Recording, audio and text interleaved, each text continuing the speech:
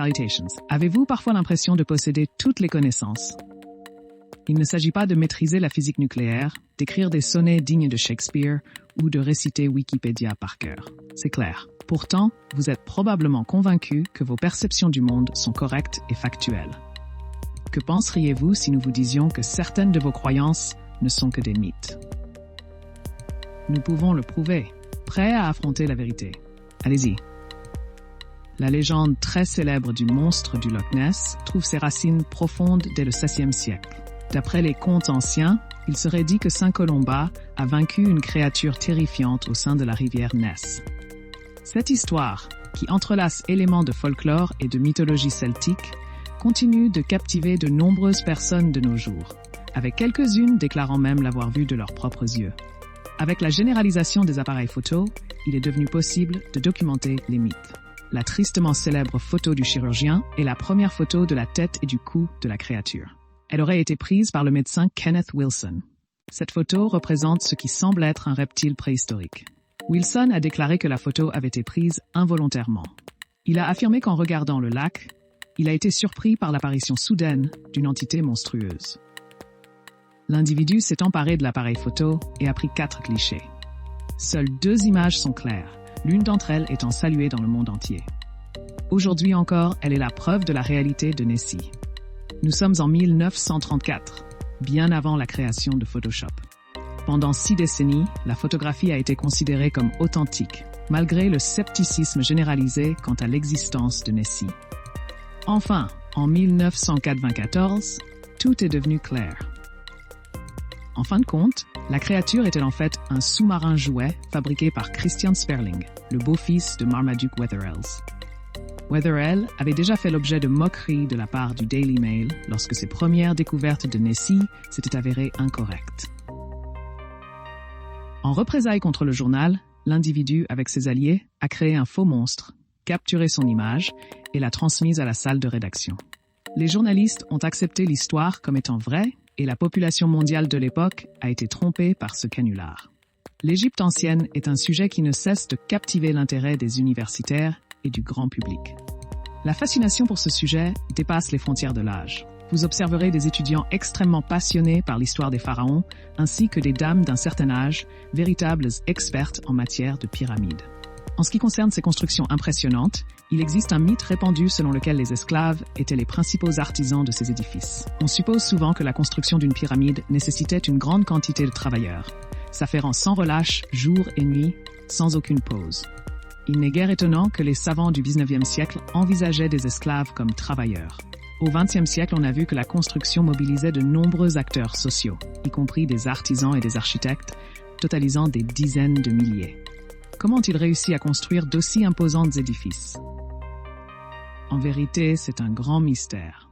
Presque toute la nation a aidé à bâtir les pyramides.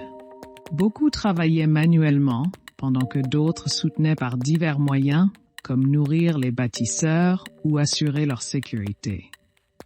Certains s'occupaient de l'acheminement des matériaux de loin. Aucun pays n'a réalisé cela uniquement avec des esclaves. Réglé en plusieurs versements, c'est une merveille mondiale. La Grande Muraille de Chine est un trésor de l'ancienne construction et un exploit humain exceptionnel. La Grande Muraille s'étend sur 21,96 km. Elle est vieille de plusieurs siècles. Beaucoup de gens pensent que cette muraille est visible depuis l'espace. Cependant, la NASA a déclaré qu'il est à peine perceptible, et ce uniquement lorsque le temps est parfaitement dégagé.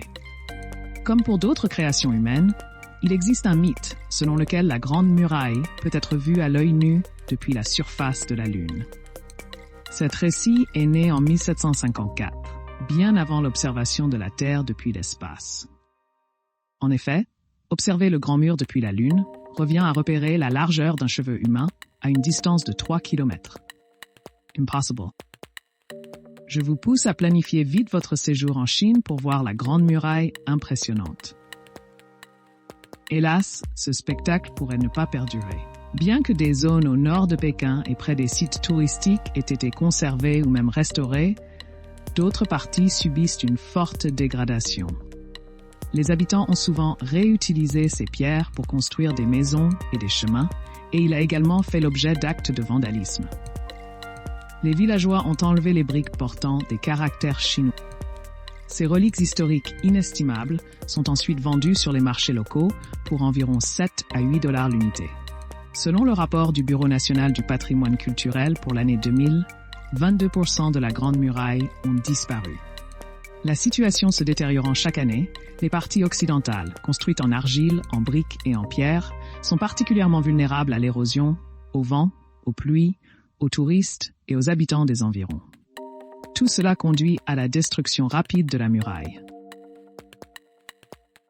Comment imaginez-vous les Vikings? Probablement comme des personnages imposants portant la barbe, maniant la hache ou l'épée, portant des boucliers ronds et coiffés de casques équipés de cornes. Les grandes cornes rendent l'animal plus imposant. Les guerriers nordiques montraient leur férocité par ces traits. Les spécialistes étudiant les sépultures vikings n'ont jamais trouvé de casque à cornes. Malgré des artefacts préservés et des armures complètes, aucun casque cornu n'a été découvert. Ils n'étaient pas utilisés au combat, non pas à cause de leur dégradation, mais parce qu'ils n'existaient pas dans ce contexte. Ils auraient été impraticables et dangereux. Un ennemi pouvait facilement s'emparer du casque à cornes. Comment est née cette notion particulière concernant les Vikings? On pense que ce sont des artistes scandinaves du 19e siècle qui ont eu l'idée des cornes. En 1876, inspiré par les illustrations d'August Malmström, représentant ses ancêtres coiffés de casques à cornes, Carl Emil Dupleix a fabriqué des casques à cornes dorés pour les protagonistes du cycle d'opéra de Wagner, L'Anneau des Nibelungen. S'inspirant de l'œuvre de Malmström, cette représentation a perduré dans le temps. Puisqu'il est question de casque, il convient de se pencher sur les différentes composantes de l'équipement du chevalier. On pense que l'armure ressemblait à une boîte de conserve dans laquelle on se dissimulait. Les histoires de chevaliers incapables de monter à cheval sans l'aide d'un écuyer ou de se relever après une chute ne sont que mythes. Cela exclut les cas où ils ont reçu un coup violent à la tête. L'évolution de l'armure des chevaliers, passant de la cotte de mailles initiale à l'armure de plaques avancée, a permis aux chevaliers de manœuvrer et de combattre leurs adversaires avec aisance. Le poids total de l'armure dépasse les 30 kg, répartis uniformément sur tout le corps. Cette distribution fait paraître l'armure plus légère que son vrai poids. En outre, l'équipement des soldats contemporains est comparable, voire supérieur, à celui des guerriers médiévaux. Pourtant, nous ne considérons pas les soldats d'aujourd'hui comme maladroits. Le 15 février de l'année 1912, Arthur Smith Woodward, responsable du département de géologie du Muséum d'histoire naturelle, reçoit une lettre de l'archéologue amateur Charles Dawson. Cette lettre annonçait la découverte d'un grand crâne ressemblant à celui d'un humain dans la gravière de Piltdown.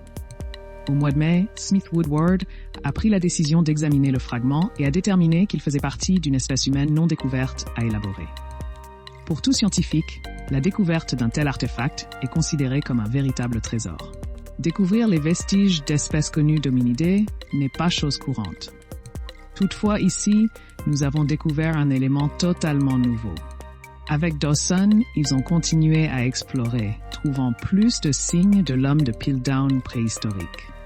On y trouve d'autres morceaux du crâne, un crâne avec 2 dents, des fossiles d'animaux variés et des outils de pierre rudimentaires. L'excitation était palpable. Woodward réassemble le crâne. Et le 21 novembre 1992, le Manchester Guardian publia un article sur la remarquable découverte faite dans le Sussex.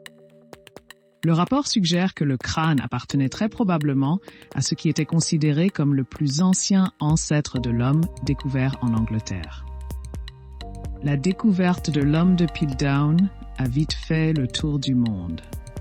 Cette trouvaille a été vue comme le chaînon manquant crucial dans l'évolution des singes vers l'homme moderne, provoquant une frénésie. Sans trop de détails, l'homme de Piltdown aurait pu révolutionner l'idée d'évolution. Même les sceptiques ont admis son importance. Cependant, c'était un faux.